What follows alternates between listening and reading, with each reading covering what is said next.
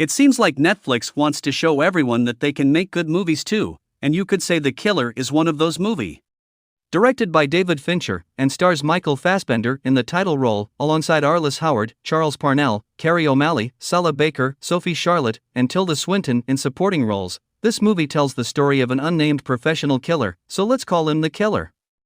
He was monitoring his target, who was in a hotel, right in the building opposite where he was hiding, which he had previously been waiting for several days.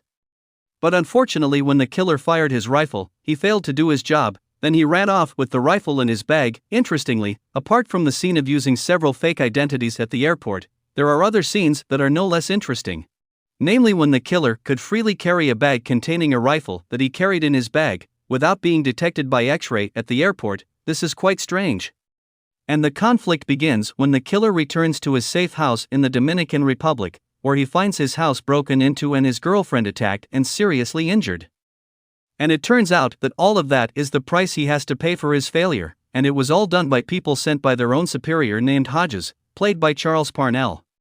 Not accepting this action, the killer finally began to track down the people involved in the attack, starting with a taxi driver who he interrogated and then killed. After receiving information about the person who attacked his girlfriend, the killer starts looking for them one by one.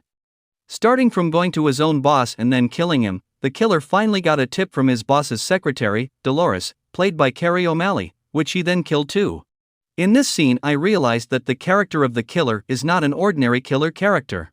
You could say the killer is the perfect character as a killer. He is very calculating, able to control his emotions, always prepares everything carefully, always carries out work according to plan, and is able to engineer a murder into an accident. This character is not possessed by most assassins, who only have the desire to kill without thinking about how to eliminate their traces. Apart from what I mentioned above, the killer is described as a truly professional killer, calculating, very cruel and merciless, and this character is played perfectly by Michael Fassbender.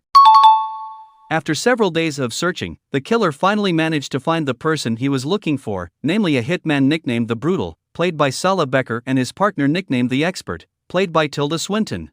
And again, in this scene I was quite impressed with the director, who not only made the main character unnamed, but also made several other characters also unnamed. Then, after completing his revenge, the killer finally left for Chicago to chase down his client, who he considered to be the mastermind behind all this. Then here we are again shown one by one the details of the planning carried out by the killer, who finally succeeded in infiltrating the client's apartment very easily. Yes, even though in the end the killer didn't kill his client, because it turned out his client didn't know anything about the attack. But here I smiled again because I realized one thing, namely that again the director didn't make it like magic, remaining consistent in showing the details of the killer's planning and actions in carrying out his work, until he finally succeeded in infiltrating his client's apartment.